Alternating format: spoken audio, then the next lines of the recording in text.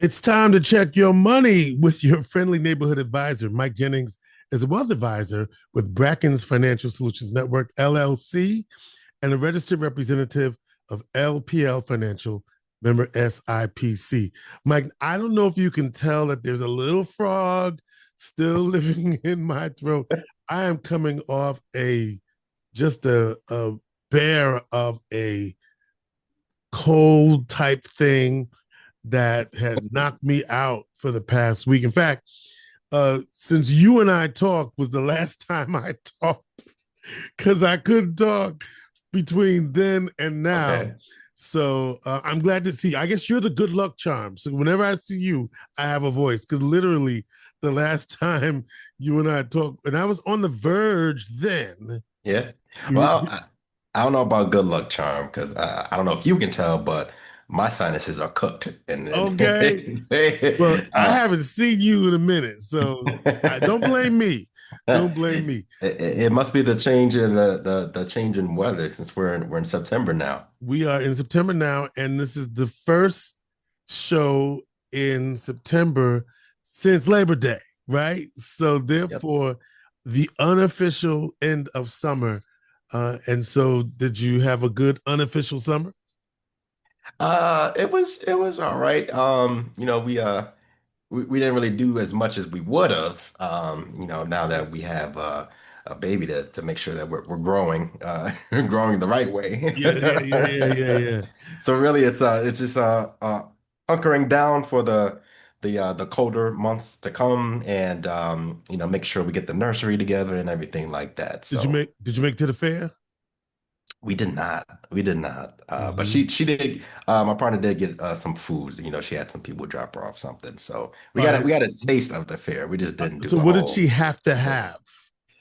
It was the fried dough. I was gonna say, I bet it was the fried dough. That was an easy guess. Yeah, yeah, yeah. Just yeah. So no, that's pretty cool. Well, now we forge along into the fall, and hopefully I hear that the winter's going to be tough, but we'll see. Yeah, yeah. And I wish I could say everything else kind of slow down a bit, but nope, that's not the case. So we're just gonna get right into it, George. We got a little bit to cover here. So last week, and overall, we've been talking about the situation with tariffs and the whole global trade and everything. Last week, some of you may have seen or heard. So, a federal court found that most of the Trump tariffs that he implemented and that we've been discussing since last year were illegal. Trump claimed, and he claimed to have the authority to impose these tariffs in the first place by claiming that we were in a national economic emergency. Now, Mm-hmm. with that being said, there's a long convoluted history with this authority and how it came about. Mm-hmm. Since this country was founded, people have debated what the president could or could not do in times of national emergency, or what they could or could not do in general. But that's another conversation. Now, this arose from actions that previous presidents have taken during times of war, conflict, or economic situations. Mm-hmm. The initial idea was that the president should be able to make certain time-sensitive decisions without having to wait for, congressional sessions to Sure. for them to have their say. Makes sense. Exactly, makes sense. So the problem, now the problem was that The problem by is this president, but no, I'm sorry. Go ahead. Go ahead. but listen though, listen, because he is who he is, but the stage was set for him a long time ago. Mm-hmm. So by 1973, Congress had found that they had previously granted presidents 470 individual powers that they could impose during times of an emergency. And these are powers that are, some of them are sweeping, but they impact most Americans in some way or another. Mm-hmm. Now, on top of that, they also realized that four previous national emergencies were never officially canceled. Okay. So that was the Nixon shock of 1971, we're going backwards. We're starting from the latest to the earliest. That was the Nixon shock of 1971, the postal strike of 1970, which was also under Nixon, the U.S.'s entrance into the Korean War in 1950 by Truman, and the oldest one that was still in effect at the time was the Trading with the Enemies Act of 1933 under FDR, President. Let me go back. So when we say the Nixon shock, are we talking about Watergate? No, no, no. This was a economic shock, and it was due to sort of going from the global standard that we had at the time for economics, and sort of switching how some of the economic processes So they work. call it the Nixon shock. Okay. The Nixon shock. I was I gonna guess say because Watergate was another one, but okay. Watergate was a whole thing. That was a whole nother. Nixon was active. Yes, he was. So with that being said, from 1933 to 1976, when this law that we're going to speak of was in effect, so it's 43 years.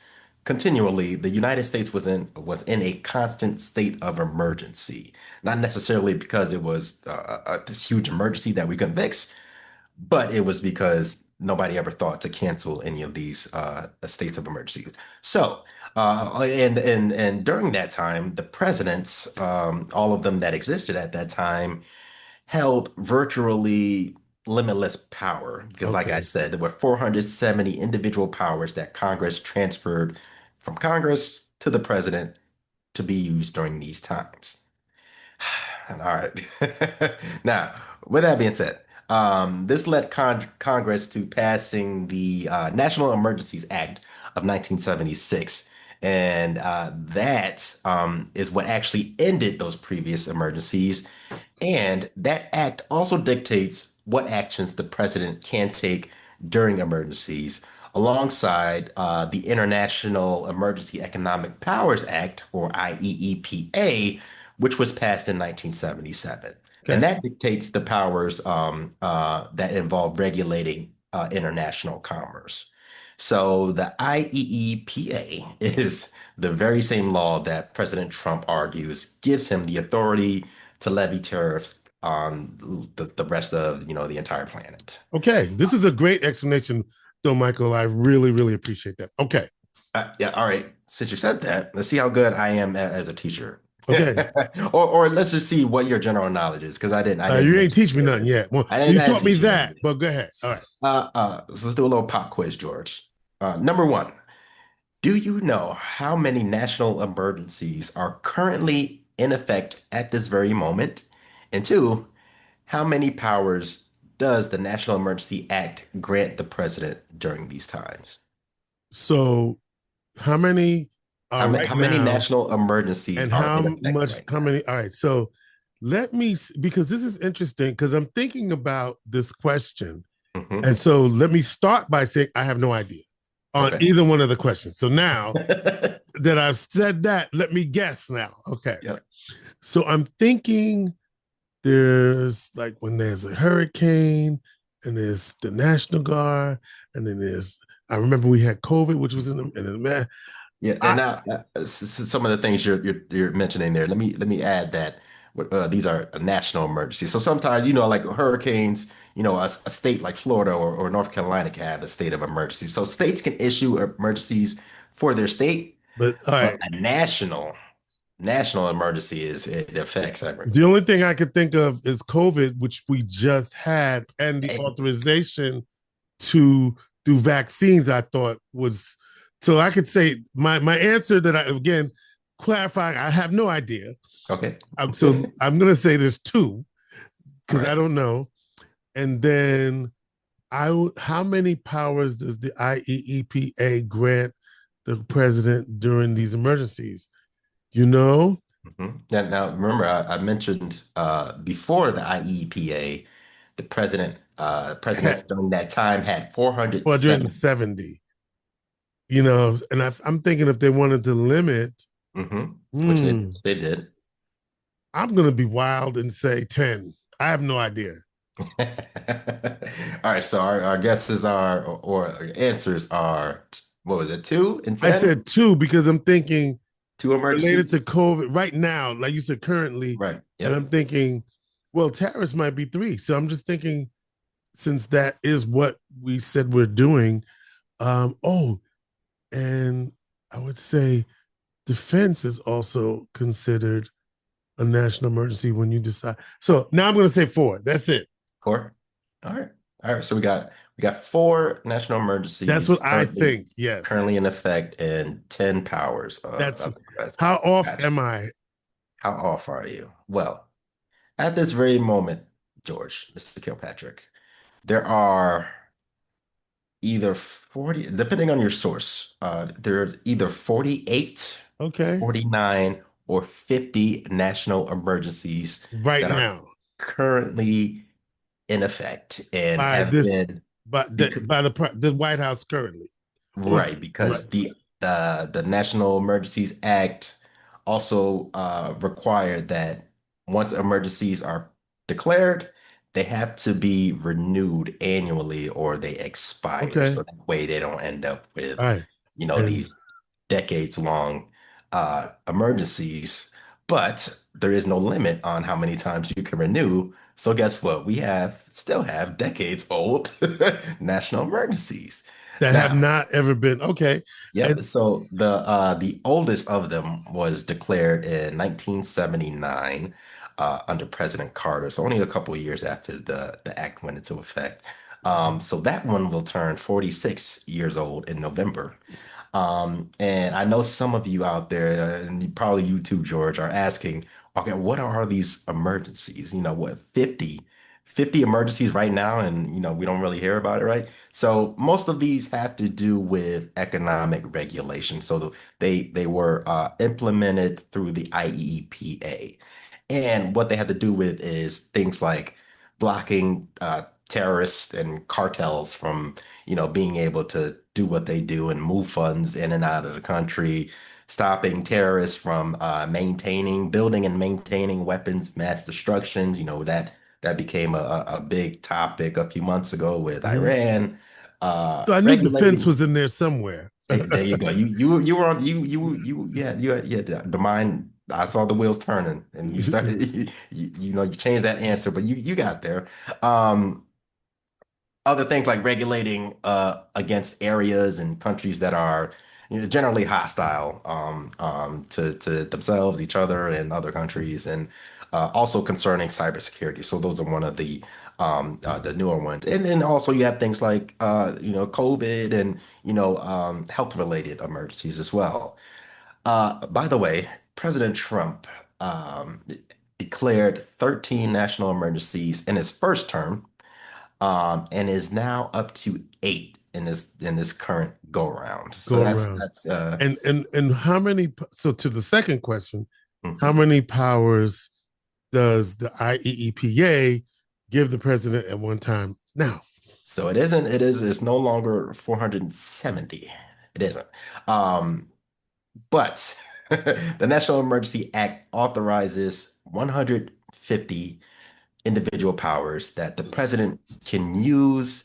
And on top of that, only 13 of them require that Congress also consider us being in a Only state of 13. emergency. Yeah. So that means there are 137 powers that a president can use if they issue, a state of emergency. 137 powers, pretty much unchecked that can be used. Mm. Right. So yeah, and then I know there's some people out there that follow the what is it, the 48 laws of power. Well, the president has 137 powers of law. So Okay. do with that what you will. Now back to the current times today. Despite the ruling from the federal court about these tariffs being illegal, they are still permitted to stay in effect until the appeals process is over, which will inevitably rise to the Supreme Court of the United States. Um, so you can imagine how that's going to go Yep. with about three Trump-appointed justices on there and a couple more that are, Conservative. staunchly. He's got staunchly six. cheerleaders of that whole movement. So yes, exactly. Yes, six Republican justices.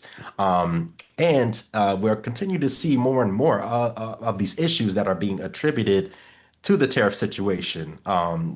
Prescription medication availability is being strained in a lot of different areas. Manufacturing is suffering higher production and material costs, obviously, which ironically, that whole thing, that was Trump's big push Right. to do the tariffs in the first place. He Thinking was that it would make it supposed to bring all these manufacturing supposed to, companies right. and Oh, we're gonna do it here now. Right. exactly reshore them and put them to America, which that sort of ideology might work for places like where we are with Micron and things like that. But that is a country that has always been headquartered in the US. Um, Pretty much things are all over the place. We're seeing the BRICS countries being pushed closer together because of these global trades. For those of you that are unaware, BRICS is an organization of, I believe, up to 10 countries now. 10 countries that are considered emerging markets. So, they are developed, but not as developed as like something like Developed, but not akin to as the developed. In right. They're not. There's a still some areas specific that they're area. working on, but they're Yeah. definitely getting there. So BRICS is named after the first five company. Actually, it was first four originally when it was BRIC. But it's Brazil, Russia, India, China, and it became BRICS when they added South Africa, and they added five more countries after that that are in that emerging market category. So if you've been paying attention to the news or you're getting alerts on your phone and all that, Trump has had a lot to say about India, Russia, and China in the last few days, which Right. could lead to problems far more worrisome than economics. I don't think China parading the full might of its military force yesterday was mere coincidence. With all this stuff, what are some of the things that we're looking out for? Um, I believe tariffs will still continue to have an impact until this Supreme Court appeal. And then with that, even if Trump loses this case, it will unravel the recent trade deals that he completed with the European Union and Canada, Mexico, and other places. And it might even actually incur refunds from the federal government to American companies because once again, it was always Americans that were paying for tariffs, so we're not going to get a refund from anybody else. And finally, I expect more nonsense in general. So with all that being said, make sure that you're doing all that you can do financially or otherwise to be in the best position to face whatever comes next. And as always, I am your friendly neighborhood advisor. I hope that wasn't too much doom and gloom for the people out there.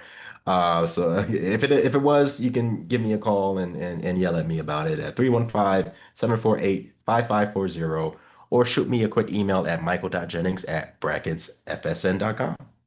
All right. Mike Jennings is a wealth advisor with Bracken's Financial Solutions Network, LLC, and a registered representative of LPL Financial, member SIPC. He is your friendly neighborhood advisor.